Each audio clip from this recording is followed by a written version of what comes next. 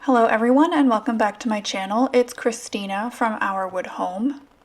I am back with another vintage homemaking advice video in which I read vintage publications offering interesting information, advice, and tips about homemaking throughout history. Typically I focus on American publications because that's what I'm able to find the most of, but I have recently come across a good collection of Canadian publications.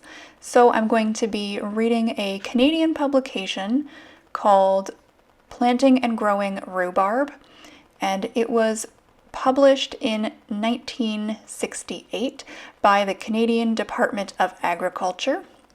It was written by someone named Lloyd H. Lyle out of the Ottawa Research Station. Let's get into what this publication has to say. Rhubarb, a hardy herbaceous perennial, is a delicious and profitable plant to grow in a permanent location in the garden or field. When grown in the garden, it should be planted at one side or at the end. Soil. Rhubarb will grow on any well-drained soil, but the best is a light loam, deep, moderately moist, and rich in plant food. A somewhat heavy soil may be satisfactory if it is well drained, but the texture should be improved by the admixture of river sand and well-rotted manure or peat. Early rhubarb is in demand in the spring and brings the best price at that season, but it has to be grown on a light soil which warms up quickly and preferably in a location with southern exposure. As the land must be free from perennial weeds, grow a hoed crop the year before planting rhubarb. Just before you set out the plants, work well-rotted manure into the top few inches of soil. Obtaining roots. As rhubarb seed does not produce plants that are true to type, you must use root parts from plants of known variety. Valentine, Ruby, and McDonald are all good, but Valentine has the best combination of yield and quality. If you are starting a brand new plantation in the garden, buy roots of a known variety from a nursery. If, however, you plan to establish a large uniform field and you are able to secure good-sized healthy plants, you should use these as propagation stock. Select plants with well-developed crowns and dig them up.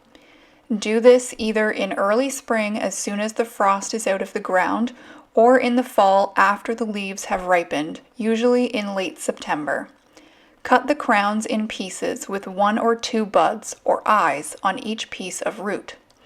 If good crowns are scarce and you want quick establishment, cut pieces with only 1 bud, making sure, however, that the root portion is not too slender. If plenty of roots are available for propagation, use larger pieces. You will then be more certain of obtaining a satisfactory stand of plants. When these plants have grown for 3 years, they may again be divided in the same way. Planting. Mark off the rows 4 feet apart, and if you intend to only have a few plants, dig holes 4 feet apart in the row and deep enough to receive the root. The importance of the proper depth to set the plants cannot be overemphasized because deep planting retards normal development, induces the growth of spindly leaf stalks, and leads to a general lack of vigor. When the roots have been set in place, just barely cover the tips of the buds with soil. Never put manure in the bottom of the holes because as the manure rots, the plants settle too deeply into the soil. Good rich surface soil, firmly filled in around the roots, gives the best results. If a large plantation is to be set out, space the pieces of roots 4 feet apart in plowed furrows. If you plan on further propagation, however, you can economize the setting by planting 2 feet apart in the rows. After 2 or 3 years, remove every other plant. You will then have a permanent plantation with plants 4 by 4 feet apart and plenty of plants for propagating. Fertilizing and cultivating. Each fall, apply a liberal top dressing of well-rotted manure and simply leave it on the ground over winter. For a large area, apply 20 tons of manure per acre. In addition, 100 to 150 pounds per acre of a 5, 10, 15 or similar balanced commercial fertilizer will be found very beneficial. Apply the fertilizer in early spring before growth starts. If manure is not available, the organic content of the soil may be increased before starting the plantation by growing soil improvement crops such as ryegrass or soybeans and turning them under. In early spring, cultivate between the rows to mix the manure mulch and fertilizer with the soil and to destroy any perennial weeds. Cultivate now and then during the growing season to keep weeds in check, but take care to avoid injuring the crowns and fleshly roots. Cropping. No leaf stalks should be pulled during the first year of a plant's growth, and to maintain good, vigorous production, stalks should not be pulled very late in the season. If many stalks are removed, the roots cannot build up a reserve for the following year's crop, and the plants often produce spindly leaf stalks. For a large crop, it is best to have a large plantation and to pull only a few stalks from each plant. A plantation that has been given good care should remain productive for at least 10 years. Forcing. Forcing rhubarb for market or for home use during winter is rewarding and provides a welcome treat for the family. Rhubarb is in great demand from December until the outdoor crop appears on the market in May. The varieties Victoria, Sutton's Seedless, and German Wine are best for forcing. Set out crown divisions, especially for the purpose, 2 years before you plan to use the plants. Dig the roots in late October or early November before the ground freezes, and take as much soil as possible with them. Let them lie on the ground until the soil is frozen through. Slight freezing is important because it helps to induce rapid forcing, but severe freezing can be injurious. It is best to have a dark, frost-proof cellar or cheaply constructed forcing house heated by stoves, where the roots can be placed on the ground and covered with moist sand or cinders, but the space under the benches in a greenhouse may serve the purpose. When the roots are frozen sufficiently, bring in the first batch. Keep the temperature at 55 to 65 degrees Fahrenheit. Lower temperatures tend to produce a highly colored stem that grows slowly, whereas higher temperatures force the growth too rapidly, weaken the roots, and produce poor color in the leaf stalks. From time to time, apply water to the sand or cinders to keep the plants from wilting.